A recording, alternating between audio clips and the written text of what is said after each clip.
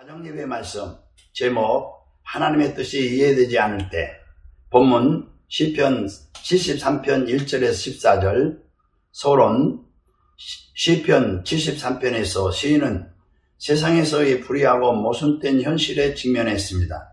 당장 눈앞에 보이는 현실을 표면적으로만 바라볼 때 선과 악의 구분이 희미해질 뿐만 아니라 심지어 악인이 더욱 득세하는 듯 하는 것입니다. 그러나 성경을 믿는 사람들은 하나님의 백성에게 이런 모순된 상황은 잠시뿐이며 순식간에 임할 개인의 종말과 역사의 종말을 통해 하나님의 절대 공의가 실현될 것을 확신하는 사람들입니다. 그러므로 일시적인 현상에 미혹되거나 불평하지 말고 역사와 우주의 창조자요 주권자를 바르게 섬기며 심지를 굳게 하여 수동적이든 능동적이든 죄악에 물들지 말아야 하는 것입니다. 첫째, 4절에서 5절에 시인이 큰 시험에 빠진 이유는 무엇입니까? 악인의 형통함을 보고 오만한 자를 질투했습니다. 그들은 죽을 때에도 고통이 없고 그 힘이 강건했습니다. 그리고 사람들이 당하는 고난과 재앙도 피했습니다. 6절에서 7절에 악인들은 어떻게 살아갑니까? 그러므로 교만이 그들의 목걸이였고 강포가 그들의 옷이며 살찜으로 그들의 눈이 솟아나며 그들의 소득은 마음의 소원보다 많았습니다. 8절에서 9절에 또 입으로 어떤 죄를 짓습니까? 그들은 능욕하며 악하게 말하며 높은 데서 거만하게 말하며 그들의 입은 하늘에 두고 그들의 혀는 땅을 두루 다녔습니다. 악인은 평생 악하게 살아왔음에도 불구하고 다른 사람들처럼 고난도 없고 재앙도 없이 평안한 삶을 살았습니다. 뿐만 아니라 죽을 때까지 강건하고 죽을 때에도 안락하게 죽었습니다. 이런 악인의 일생은 하나님의 말씀을 순종하며 그 뜻대로 살려고 하는 시인과 많은 의인들에게 하나님을 향한 불평과 원망의 소지가 된 것입니다. 우리는 하나님이 공의로운 분이시므로 악을 미워하시며 분명히 보응하시는 분이라고 배웠습니다. 그러나 시인이 바라본 현실은 달랐던 것입니다. 이에 대해서 성경은 분명하게 너는 악인의 형통을 부러워하지 말며 그와 함께 있지도 말라고 경고하는 것입니다.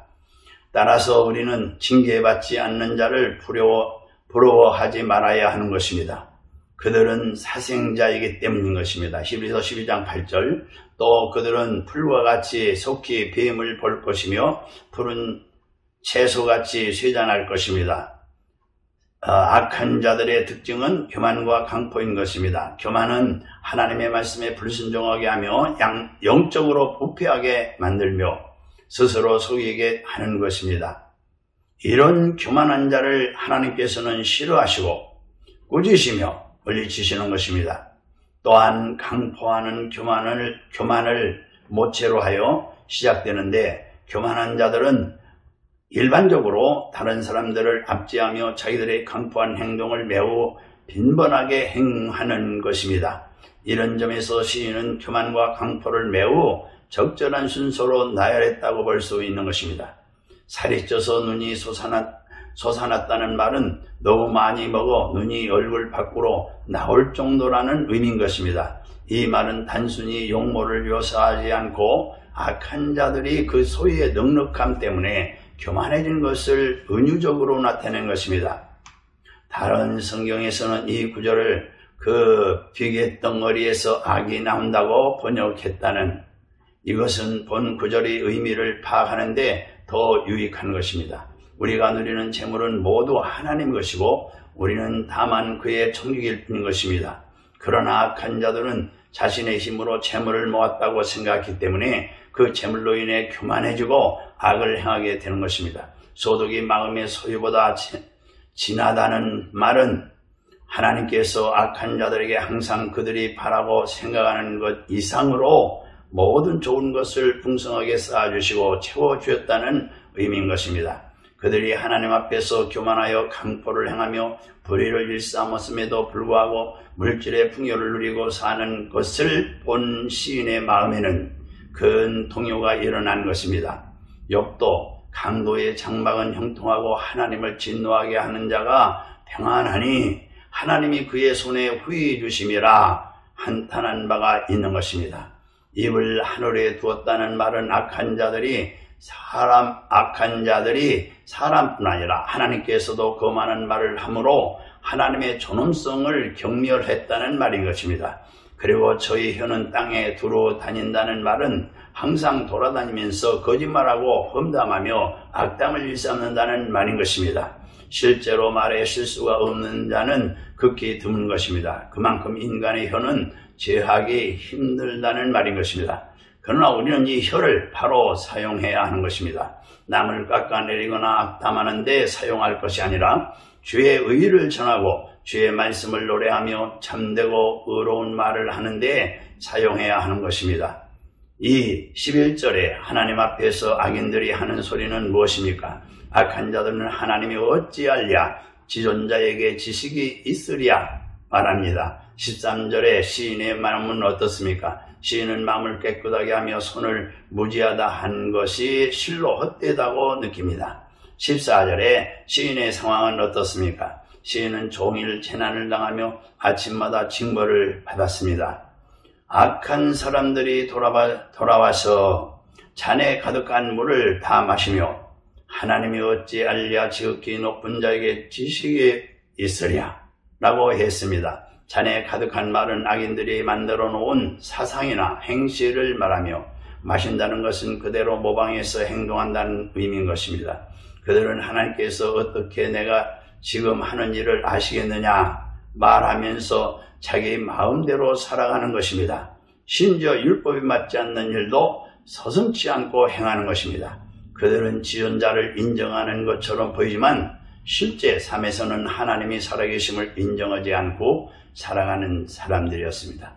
악이 번성하고 잘되는 반면 시인은 고난과 징계를 벗어나지 못했습니다. 이로 인해서 시인은 마음에 불평이 생겼습니다. 악인은 항상 편안하고 재물도 늘어나는 반면 시인은 종일 재앙을 당하고 아침마다 하나님께 책망을 당했습니다. 이처럼 시인의 순전한 마음과 행실에 대해서 하나님의 보상이 없는 상황은 큰 고통의 이유가 되는 것입니다. 일상생활에서 이와 유사한 문제들을 종종 접하게 되는 것입니다. 이때마다 우리는 시인처럼 생각할 수 있는 것입니다.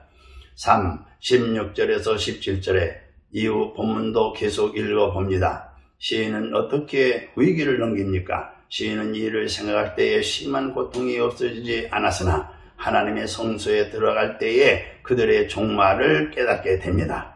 18절에서 20절에 시인이 깨닫는 것은 무엇입니까? 주님께서 그들을 미끄러운 곳에 두시며 파멸에 던졌다는 것을 깨달았습니다. 그들은 놀랄 정도로 갑자기 황폐해지고 전멸하게 될 것입니다. 마치 모든 것이 꿈이었던 것처럼 그들은 사라질 것입니다. 시인은 그러나 이런 상황에 앞서서 내가 만일 스스로 이르기를 내가 이렇게 말하리라 하였다면 주의 아들들이 세대에 대해서 악행을 행하였으리라 라고 말했습니다. 곧 그가 악인들처럼 행동하고 말했다면 하나님의 자녀들을 잘못된 길로 인도하는 죄를 범하고 말았을 것이라는 고백인 것입니다. 이 고백에서 우리는 어려운 시험 속에서도 감정에 지치지 않고 인내하면서 하나님의 뜻을 알기 위해 몸부림치는 시인의 모습을 발견할 수 있는 것입니다. 여기에서 우리가 얻을 수 있는 교훈은 어떤 경우에도 섣부른 결론을 내리지 말아야 하며 하나님의 뜻을 알기 위해 노력해야 한다는 점인 것입니다. 시인은 이 문제를 놓고 깊이 생각하면서 해결책을 구하려고 대단히 고민했습니다. 이것을 한마디로 근신이라고 하는 것입니다. 이 근신은 하나님께서 주시는 선물이요 하나님의 은혜의 산물인 것입니다. 따라서 우리 주위의 산적에 있는 수많은 유혹과 시험들을 이겨내기 위해서는 늘 근신해야 하는 것입니다. 근신이 너를 지키며 명철이 너를 보호하며 악한 자의 길과 폐역을 말하는 자에게 건져내리라. 시인은 하나님의 성소에 들어갈 때 문제 해결의 방법을 얻게 된 것입니다. 여기에서 하나님의 성소에 들어간다는 말을 기도로 확장해서 살펴볼 수 있는 것입니다. 시인은 자기 앞에 닥친 유혹에 대한 하나님의 뜻을 알기 위해 기도했고 그 결과 그것을 깨달아 아는 놀라운 축복을 받았던 것입니다. 이처럼 오늘을 사는 우리에게 여러 가지 모양의 시험이 닥칠 때마다 우리는 인간적인 방법으로 이런 것들을 해결하려 하지 않고 근신하고 기도하면서 하나님의 도우심을 바라야 하는 것입니다. 시인은 낙인들의 번영이 불완전한 것임을 깨달았습니다. 그래서 그는 저희를 미끄러운 곳에 두셨다 말했습니다. 하나님은 공의로우신 분이므로 악인들을 풀과 같이 속히 베시며 푸른 채소같이 세잔하게 하실 것이기 때문인 것입니다. 둘째로 그들이 종국적으로 멸망할 수밖에 없는 존재들임을 알았습니다. 셋째, 그들의 번영이 예고되지 않았을 때에 갑작스럽게 몰락하게 될 것임을 알았던 것입니다.